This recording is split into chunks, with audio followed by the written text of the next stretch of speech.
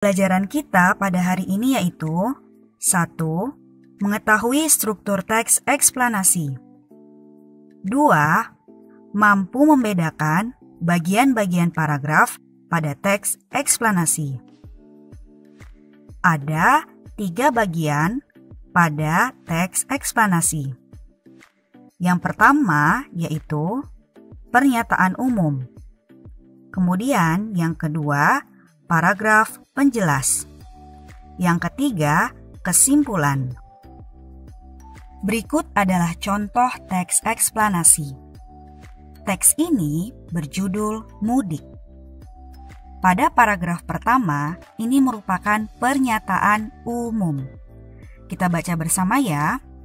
Mudik adalah kegiatan perantau atau pekerja migran untuk kembali ke kampung halamannya.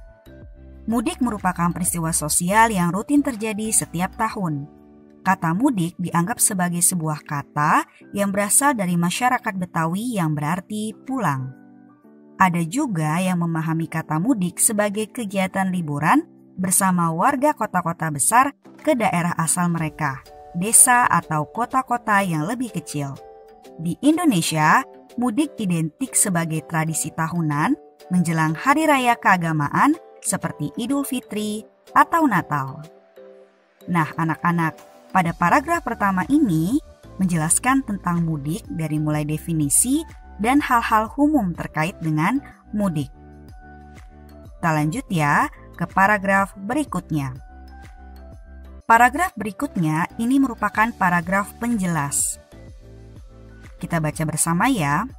Peristiwa mudik muncul di Indonesia karena pesatnya perkembangan bidang sosial, politik, ekonomi, dan kebudayaan di kota-kota besar.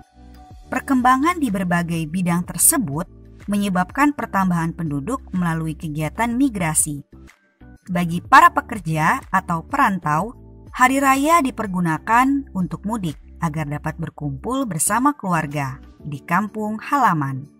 Mudik biasanya dimanfaatkan sebagai ajang pelepas rindu akan kampung halaman, menjalin silaturahim dengan sanak keluarga, dan ajang menjalin kembali keakraban yang mungkin sudah mulai pudar karena kesibukan masing-masing. Nah, ini merupakan paragraf penjelas karena sudah lebih detail, sudah lebih dalam menjelaskan tentang mudik seperti itu. Kita lanjut ke paragraf berikutnya.